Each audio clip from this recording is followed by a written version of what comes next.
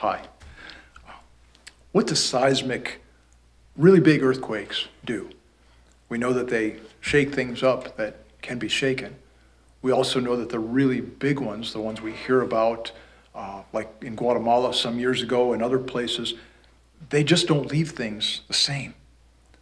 And when we think about earthquakes or earthquake-like upheavals, it's usually a negative picture because initially in our life experience, it is negative.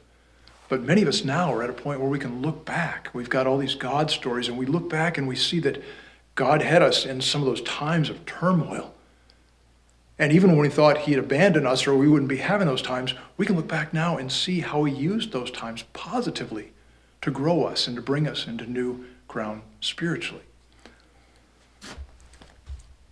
One of my favorite authors and Bible scholars points this out in the familiar account of Matthew 8:23 through 27, where Jesus calmed the storm. It says, "Then he got into the boat and his disciples followed him. Without warning, a furious storm came up on the lake so that the waves swept over the boat." The Greek word for storm is seismos. Seismos, where we get our word seismic from.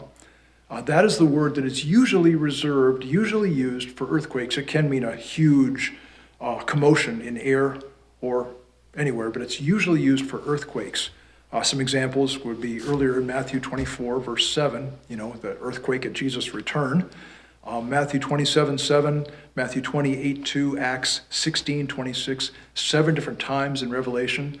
That's the word for earthquake. Seismos, as I said, means great commotion, seismic proportion.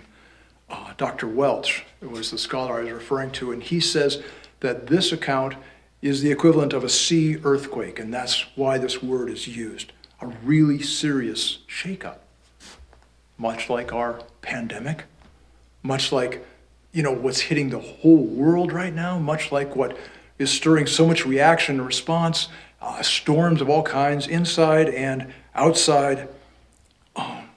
The passage continues. And again, Matthew 28:23 through 27.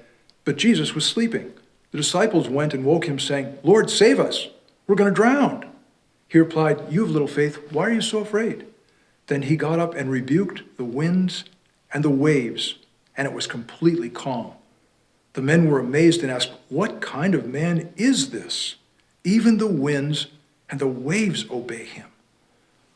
If we are all shaken up right now, are we calling on the Lord who commands even the winds and the waves? The one who directs leaders' hearts wherever he wants them. I'm referring to Proverbs 27:1, which says, "The king's heart is in the hand of the Lord. He directs it like a watercourse wherever he pleases." Is our Lord not risen? Is he not present? Is he not still over this storm and still over all leaders everywhere?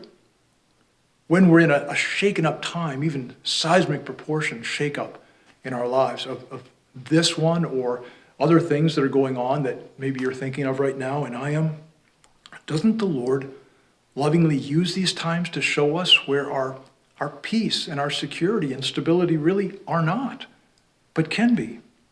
Isn't, but can be. Do we have a right to instant relief from the turmoil and the storm within? I sometimes wish we did. I wish there was just a little technique. But just like you, I've got to go back to scriptural truth and keep meditating and thanking God for what is true, whether I see it or not.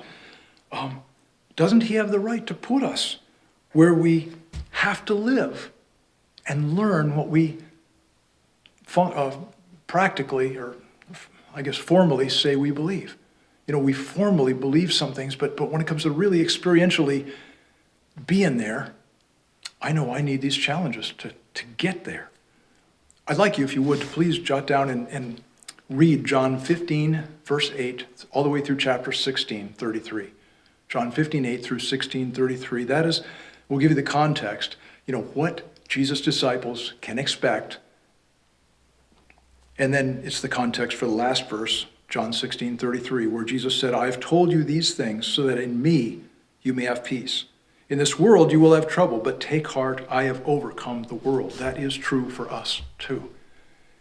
Elsewhere we're told to expect persecutions as believers.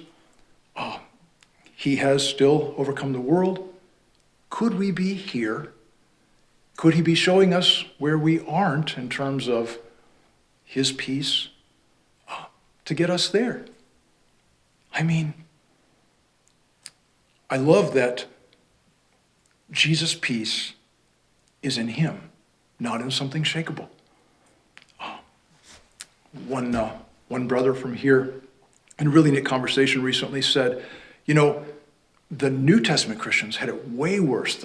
The government of Rome was way harder on Christians. They were actually targeting Christians for persecution. We have it great here. That's true. That's true. We are not yet, at least, targeted for persecution in this pandemic. I mean, everybody's suffering it together. It's interesting when you think about it that in Rome, where Christians were targeted for persecution, even then and there in the first century, nowhere did Jesus tell his disciples, or anywhere in the New Testament, Paul or any of the others, advocate or teach political activism. Nowhere in the New Testament. Now, honoring the government and being good citizens is taught in Romans 13. Not only there, but that's one example. Defending the helpless, Psalm 82. If you read that, you'll see that we're to defend the helpless, and that would relate to the unborn. Walking by the Spirit is throughout the New Testament. Galatians 5 is a good example. Being alert to the devil's wiles, the real enemy, in 1 Peter 5 and other places. My point is, in God's design, his sovereign design, could this seismic shakeup be to help us see that our peace actually may be more in our rights, our comforts, our circumstances, and not really in Jesus, and that it can be in Jesus. New ground spiritually is not going to be found in political activism. It's going to be found in submission to and faith in our Lord Jesus Christ. Want to go there with you. God bless. Bye.